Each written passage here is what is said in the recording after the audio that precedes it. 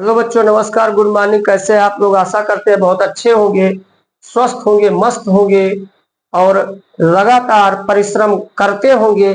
अगर परिश्रम नहीं करते हैं तो ये मान के चलिए कालिदास जैसे जिस डाल पर बैठे उसी डाल को काट रहे हैं, क्योंकि अभी तुम्हें घर वाले पेरेंट्स तुम्हारे फ्री छूट दिए हैं कि जमकर पढ़ाई कीजिए।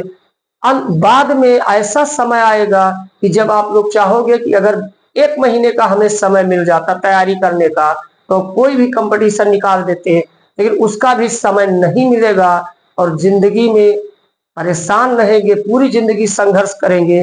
तो जो इस समय मौका मिला है उसका सदुपयोग करिए, नहीं बाद में परेशान हो जाएंगे। अब जो ये चैप्टर हम लोग पढ़ा रहे थे, फिजिक्स का, अब उसमें हमने पीछे कल वीडियो में हमने पढ़ाया था कि विशिष्ट प्रतिरोध क्या है, इसका बीमा निकलवाए थे विशिष्ट प्रतिरोध का। दूसरी चीज, ये वैद्युत प्रतिरोध की निर्भरता उसके लंबाई और क्षेत्रफल पर, किसी तार की लंबाई व क्षेत्रफल पर निर्भरता निकाले थे। तो आज एक बात याद कीजिए कि जब हम वैद्युत प्रतिरोध पढ़ाए थे तो लगे हाथ उसका व्युत्क्रम वैद्युत चालकता पढ़ाए थे। अब जब हमने विशिष्ट प्रतिरोध पढ़ाया तो उसका व्युत्क्रम विशिष्ट चालकता हम पढ़ाने चल रहे हैं। तो देखिए, इस पर सब पर ध्यान रखना है। विशिष्ट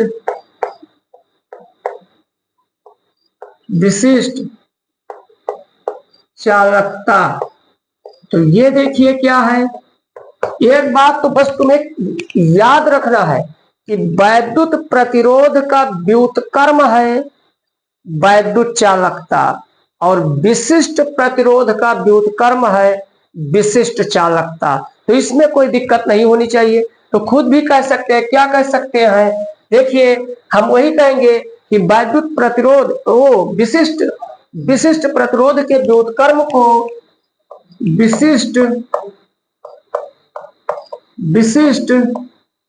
प्रतिरोध के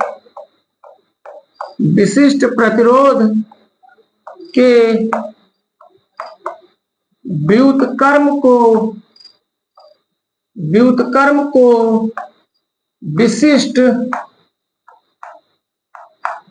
विशिष्ट चालकता, विशिष्ट प्रतिरोध के व्युत्क्रम को विशिष्ट चालकता कहते हैं। ये हमारा इसका डेफिनेशन हो गया।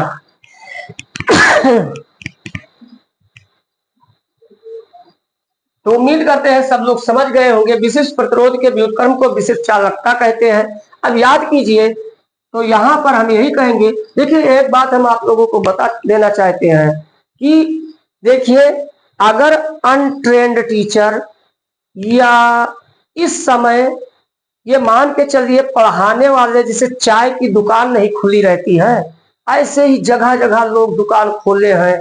कहने का मतलब इंटर पास हुए कि टीचर बन के चल दिए, और वो भी इंटर पास हुए टीचर बन गए, रुपया देकर डिग्री ले रहे हैं और इंटर को ही पढ़ाना स्टार्ट कर देते हैं। तो ये मानिए, ये उसी तरीके से जैसे ये तुम्हें मीठा जहर दे रहे हैं। स्टार्टिंग में तुम्हें बहुत पसंद आएगा क्योंकि मीठा खा रहे हैं, लेकिन ये धीरे धीरे, जैसे कहने का मतलब अनट्रेंड डॉक्टर से अगर दवा लेते हैं तो आराम तो तुरंत हो जाएगा, लेकिन यह मानिए कि धीरे धीरे चलकर किडनी फेल हो जाएगी, पूरा सिस्टम ही शरीर का बर्बाद हो जाएगा और कहने का मतलब ये जिंदगी बर्बाद हो जाएगी। उसी प्रकार है, तुम्हें मीठे जहर से बचना है। हम एक दिन बताए थे कि कहने का मतलब ये लोग जगह जगह चाय की दुकान जैसे टीचर बने घूम रहे हैं। जो भी पढ़िए वो ट्रेंड टीचर से पढ़िए, कुछ ना स्पेशल जो होगा वो स्पेशल देकर ही जाएगा। और अगर बहकावे में आते हैं तो ये समझ लीजिए, हम आप लोगों को बताना चाहते हैं कि किसी के बहकावे में सुनिए सबकी, करिए अपने मन की, जो आत्मा कहे उसी को करिए। किसी के बहकावे में आने से कोई फायदा नहीं है। देख लीजिए, यूक्रेन से ही एग्जाम्पल ले लीजिए। यूक्रेन एक ऐसा देश है जो यूरोप वाले कंट्री जैसे नाटो देश के बहकावे में आ गया और आज देखिए 2-3 साल से युद्ध में पूरा बर्बाद हो गया। कहने का मतलब जितनी महिलाएं हैं, जितने बच्चे हैं, वो पोलैंड या अन्य देशों में गुजारा कर रहे हैं, और जितने युवा लोग हैं वो युद्ध कर रहे हैं रूस से। तो कहने का मतलब क्या हुआ, पूरा यूक्रेन बर्बाद हो गया। अरे भाई, जो देश बहकाए थे उनका क्या गया? वो तो जो चाहते थे उनका वो अरमान पूरा हो गया। वो चाहते थे कि रसिया बहुत आगे जा रहा है, उसको युद्ध में इंगेज करके उसे डिस्टर्ब किया जाए, 10-20 साल पीछे ले जाया जाए। हाँ, इसके लिए अगर कोई हमारा खास भी बर्बाद होता है तो कोई टेंशन नहीं है। तो किसी के बहकावे में इधर उधर ना आए और हमेशा जम के मेहनत कीजिए, अपने आत्मा की आवाज को सुनिए। तो ये हमारा विशिष्ट प्रतिरोध के व्युत्क्रम को विशिष्ट चालकता कहते हैं। अब इसका मतलब हम कह सकते हैं विशिष्ट चालकता विशिष्ट चालकता को हम सिग्मा से प्रदर्शित करते हैं। तो सिग्मा इक्वल होता है 1/रो, क्योंकि रो क्या है, विशिष्ट प्रतिरोध है, और सिग्मा क्या है, विशिष्ट चालकता है। तो उम्मीद करते हैं ये समझे होंगे। अब इसके मात्रक की अगर बात किया जाए तो ध्यान दीजिए, विशिष्ट प्रतिरोध का मात्रक क्या होता था, ओम मीटर होता था। तो इसका मात्रक क्या हो जाएगा, ओम मीटर के पावर -1 हो जाएगा। तो उम्मीद करते हैं ये बात आप लोगों को समझ में आई होगी। अब इसकी रही बात विशिष्ट चालकता का बीमीय समीकरण। तो देखिए, रो का बीमीय समीकरण क्या होगा, रो का बीमीय समीकरण भाई, तो ध्यान दीजिए, रो का बीमीय समीकरण कहने का मतलब जो विशिष्ट प्रतिरोध का बीमा होता था उसका जस्ट उल्टा। हम कल पीछे वीडियो में अब समय अगर बर्बाद करें तो ठीक नहीं होगा। विशिष्ट प्रतिरोध का बीमा निकाले थे, ये सामने लिखा है विशिष्ट प्रतिरोध, तो इसी का व्युत्क्रम कर दीजिए। तो कहने का मतलब देखिए 1/रो की बीमा क्या हो जाएगा, 1/रो की बीमा, और ये इक्वल 1/रो की बीमा देखिए वहां रखा लिख दिए हैं ml। जो नहीं देखे वो पीछे वीडियो जाकर देख सकते हैं। ml³ t के पावर -3 और a के पावर -2 हो जाएगा। अब इसको सीधा कर दे तो m नीचे है ऊपर जाएगा, तो m के पावर -1 हो जाएगा, l के पावर -3 हो जाएगा, t के पावर नीचे -3 है ऊपर जाएगा +3 हो जाएगा, a के पावर 2 हो जाएगा। तो उम्मीद करते हैं इसकी बीमा भी आप लोगों को समझ में अच्छे से आ गई होगी। तो अब आप लोग क्या जरूरत है, स्क्रीनशॉट लीजिए, हम इसको इरेज करके नए टॉपिक की ओर चलें। अब देखिए अगली टॉपिक क्या है, विशिष्ट चालकता। विशिष्ट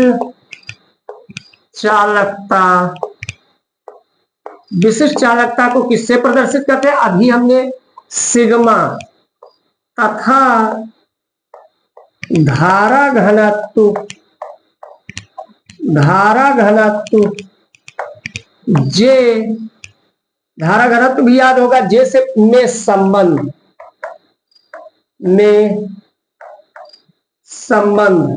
ये भी देख लीजिए लगे हाथ, विशिष्ट चालकता तथा धारा घनत्व में संबंध।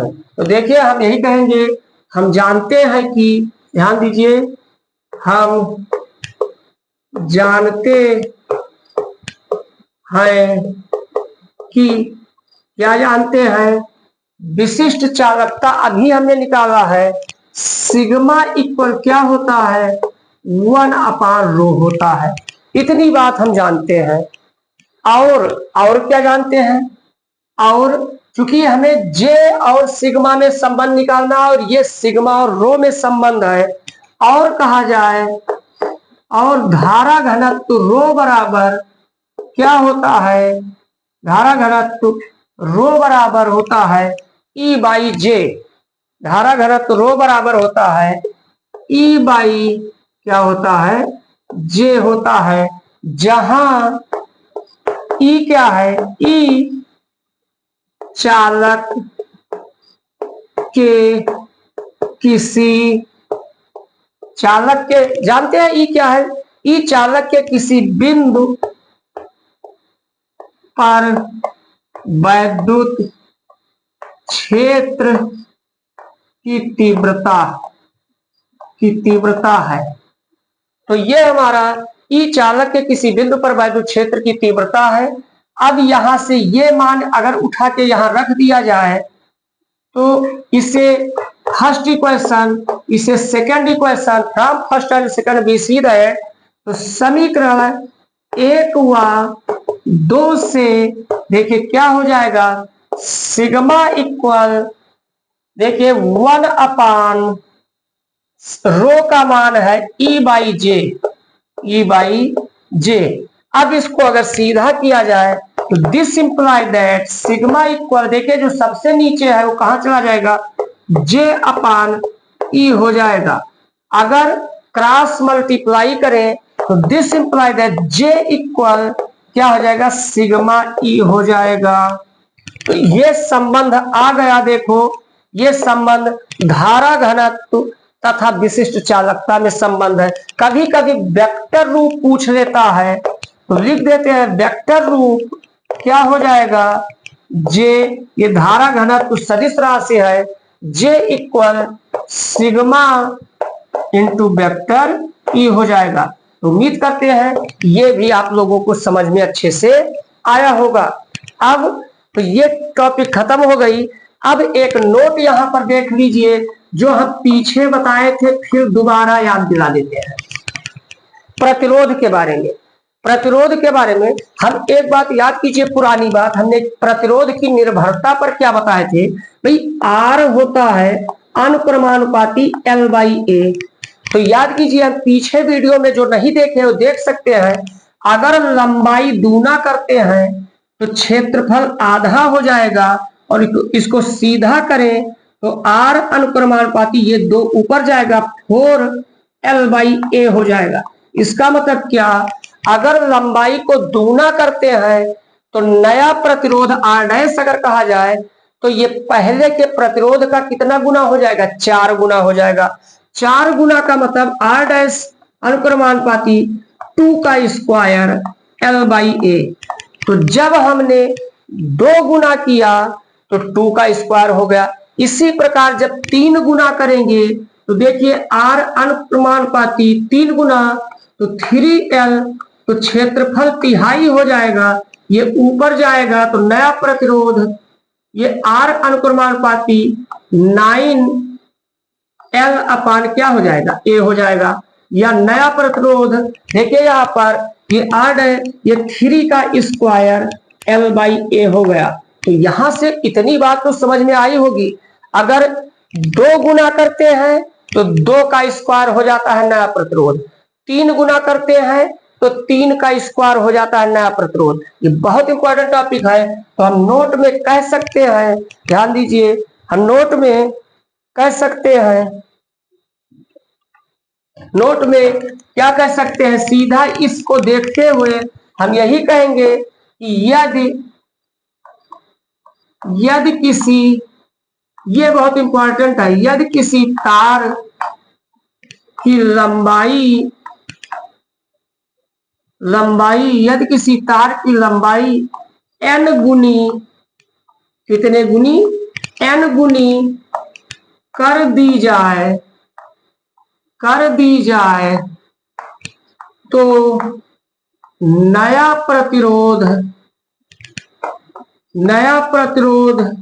क्या भाई, आप ही लोग बताइए। जब 2 गुनी किए तो 2 का स्क्वायर हो गया, 3 गुनी किए 3 का स्क्वायर हो जाएगा, 4 गुनी करेंगे 4 का स्क्वायर हो जाएगा, 5 गुनी करेंगे 5 का स्क्वायर हो जाएगा, ऐसे ऐसे n गुनी करेंगे तो n का स्क्वायर हो जाएगा। तो यदि किसी तार की लंबाई n गुनी कर दी जाए तो नया प्रतिरोध क्या, n स्क्वायर गुना हो जाएगा,